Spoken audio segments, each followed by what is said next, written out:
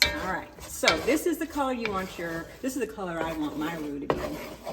I wish you could smell it on that video, but it smells amazing. As you see, it's very meaty. My gumbo, you can probably eat it with a fork, but lots of sausage, meat, shrimp, and crab. I've obviously been eating gumbo my entire life, but I say when I was about 19 is when I started eating Betty Geron's gumbo. So I watched her and she took the time to explain to me the process of how to put the ingredients together. And so I guess I've just taken her way of doing it and perfected it and made it my own. The roux is the most important part because you have to get it just the right consistency and the right coloring, and then you crystallize your vegetables into the roux. I always say that you should make your roux in a cast iron pot because it is one of the hottest pots, and you need your vegetable oil, or you can use the liquefied one as well, but I always start with this one to get it really, really hot. So you're gonna ask me, how much of what?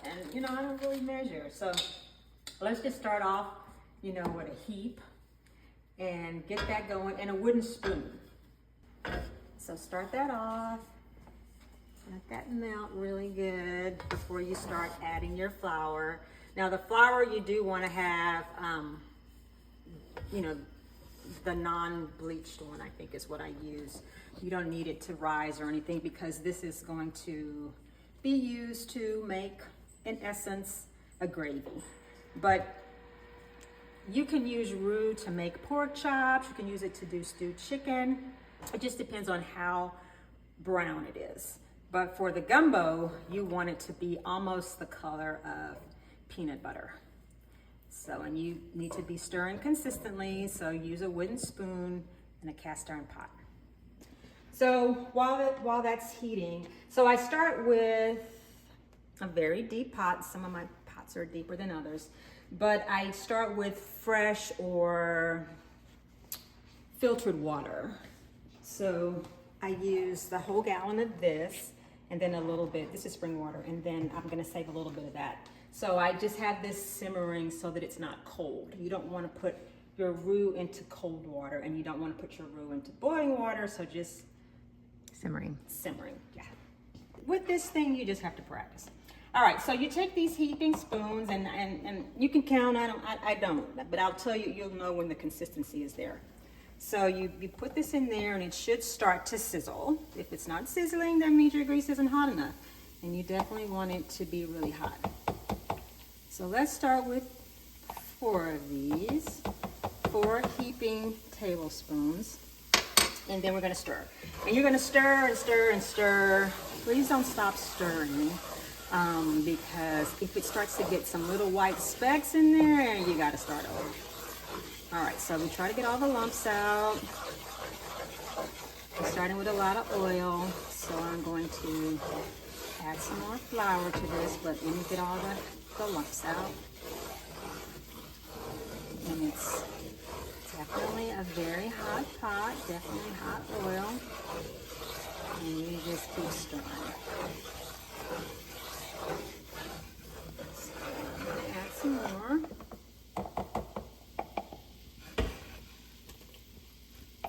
Let's put 2. So if you're counting, that's 5 heaping tablespoons of flour.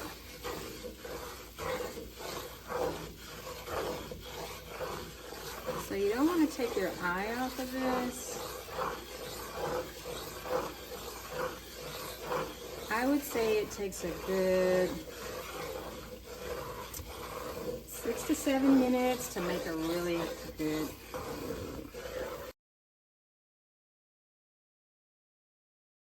I'm gonna add 2 more.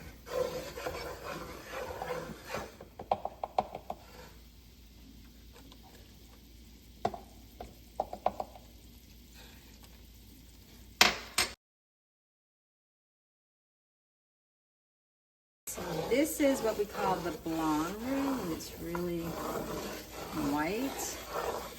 I can't imagine what meat you would want to use this for, but this is gravy. It's just gravy. So while we were in,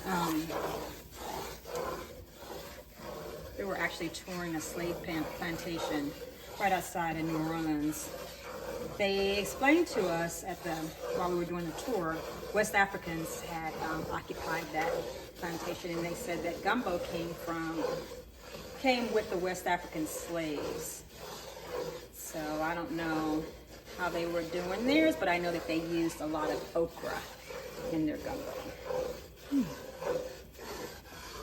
So I use okra in mine as well. Now, if you're going to use fresh okra, you have to make sure that you cook it well enough, because okra is really slimy and it just looks, I don't know, it has an undesirable look with all the slime. So I usually buy my okra already cooked in a can, and I just add it to the base. So we're gonna let this cook and brown, and we're gonna come back to it. Now we're getting a little caramel color, but again, we have to get all the way to peanut butter. So, and it's starting to thicken. So this is where you really got to make sure that you're moving that flour around.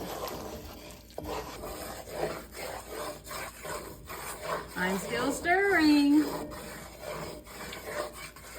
At this point, you're trying to make sure that it doesn't stick or burn. But still not ready. And just when you think it's ready, you're gonna go roll over. But some people, believe it or not, stop right here and they go, yeah.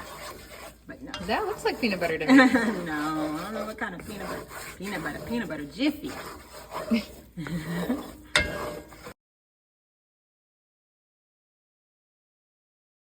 Can't stand the heat. Get out the kitchen. It's hot in here. It smells like burnt flour a little bit. So don't let that scare you now. Just give it another 2 minutes where it's going to start to look like it's burning.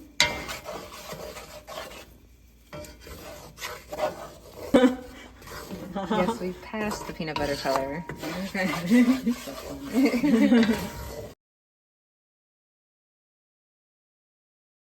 So there's two theories to this. If you like your gumbo soupy, by that I mean, a thin base, you can add your roux directly to the water base.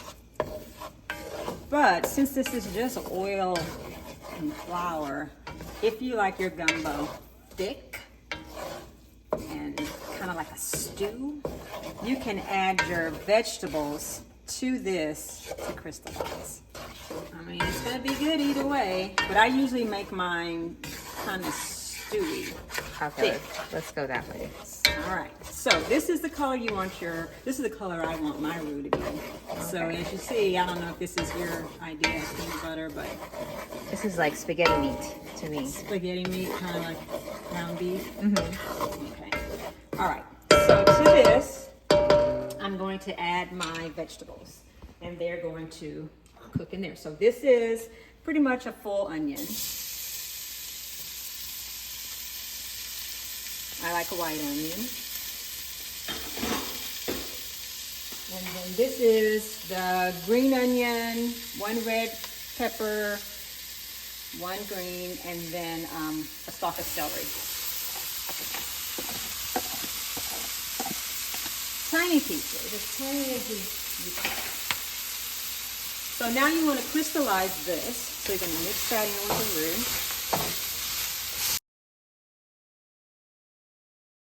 This is really the whole base of the gumbo.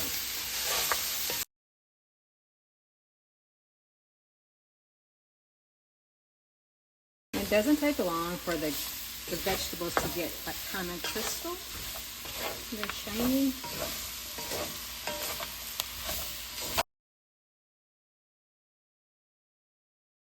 Transfer this to this.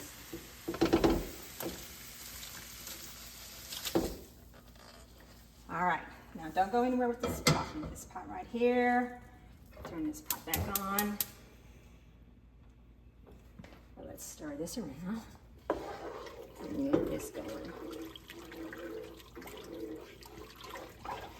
So this is what we call in Louisiana your gumbo water, which is the base of the soup.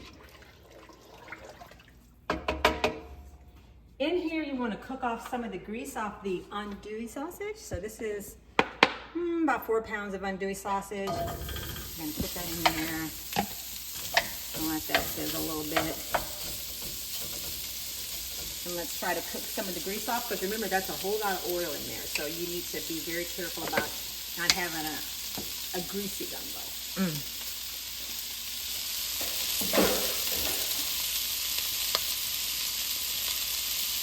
To the base, you want to also add some bay leaves, maybe just a couple. Oops. To the base. And then I like to add my okra cooked, as I said earlier, so I use trapeze and a little bit of tomatoes. So I put 2 cans of that.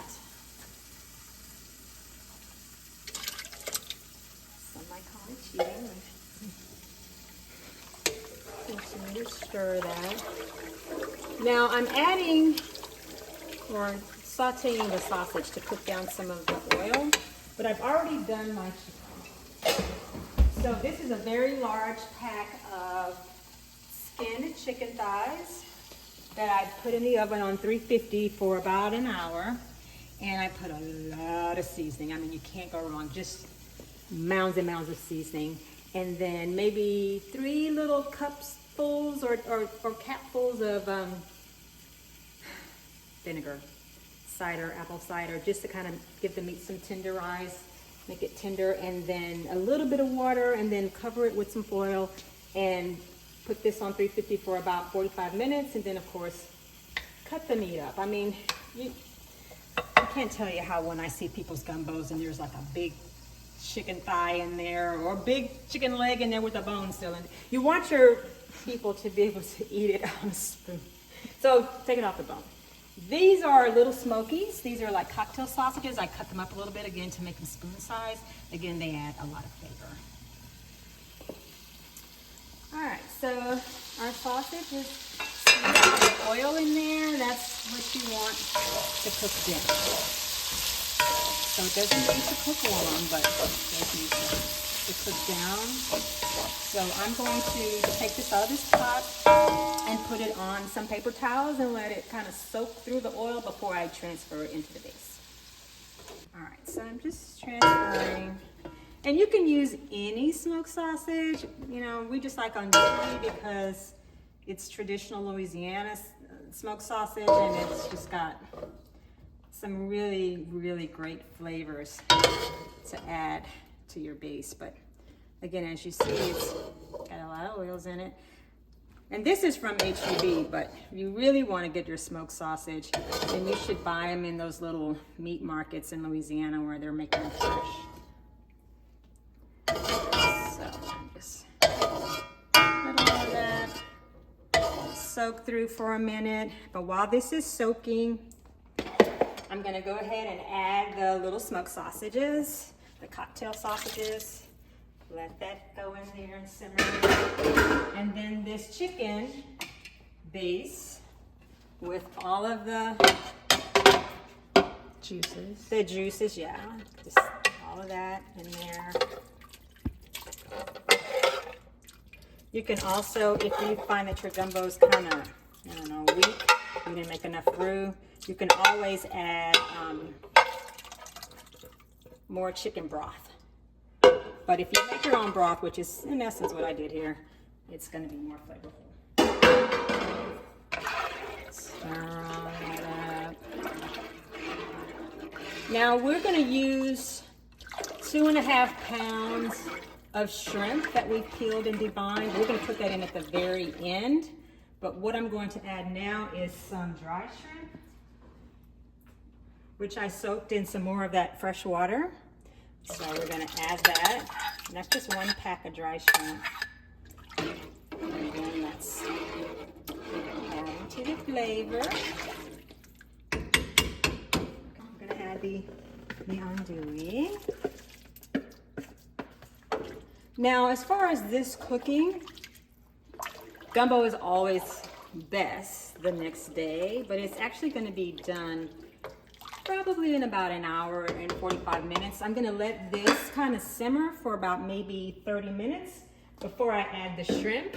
I'm going to put a top on it, but I'm not going to make it tight. You're always going to leave a little bit because gumbo spoils easily, and I'm going to turn up the heat just a little bit so that it's not simmering, because I want it to start to boil.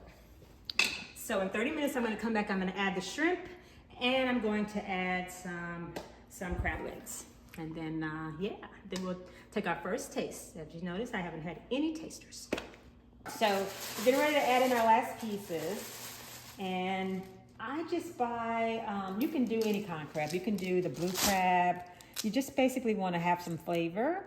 And so just cut this up or tear it up, because you want people to be able to get these, you know, in their bowl. And this is just basically going to give it some flavor. So you don't need that much crab, because crab is already a lot of work. So again, just make it bite size. And it's the very last thing you put in there. The shrimp and crab. Yeah, the seafood, because the seafood only takes about good 5 minutes or so to cook. And if you have friends that are allergic to seafood, you can cook the main gumbo first and then take theirs out. And just have, that's usually how I have. I usually have a non-seafood one, and then just chicken and sausage. But I've already put the dried shrimp in there, so it's too late for that. This one is definitely going to have shellfish in it. All right, so we have all of this, which has been done ahead of time. So as you can see, all the flavors are starting to come together, and it is looking like it should. A true gumbo. All right, so we're gonna add these. Hopefully you don't want it to splash. Stir that around. How much shrimp was that? That was 2.5 pounds.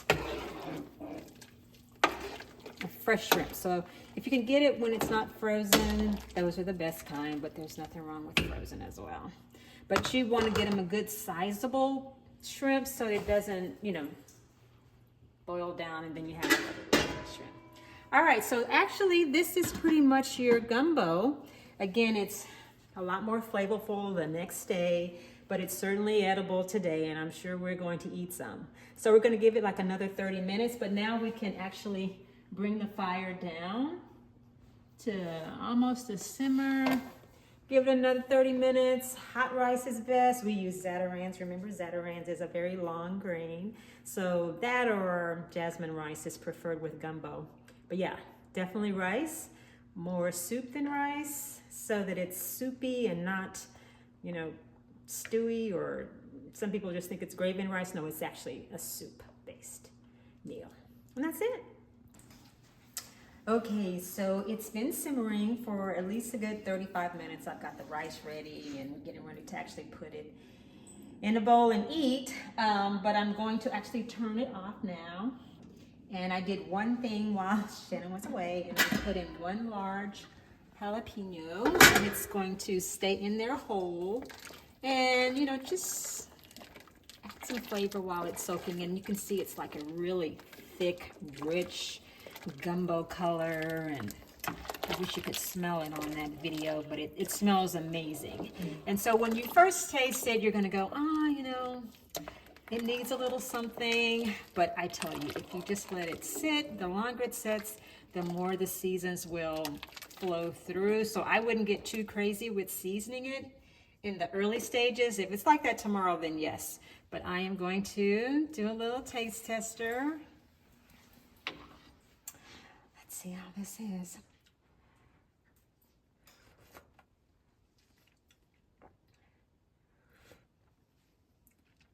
So I can taste the seafood right off the bat. I can't really taste the chicken just yet, but trust me, the chicken flavors will come through. But all together, that's just such a rich, rich yumminess. But again, Today I might add some more salt, but I'm not going to because I know that that would be just crazy. Tomorrow would be too salty. So just make sure it's not watery or bland. If that's the case, then yes, add something. But if right now you're like, God, I wish it was just a little bit hotter or a little bit more flavorful, then let it sit a little longer. But it's perfect right as it is now. So we're gonna dish it up. Which one do you want? Which one do you want, Jimmy? Huh? Okay, Which one do you want? so There's a one sensor right definitely gotta make sure we get some shrimp on you want this here. there. What's up do you want? Lots of sausage. And maybe a little bit of crab.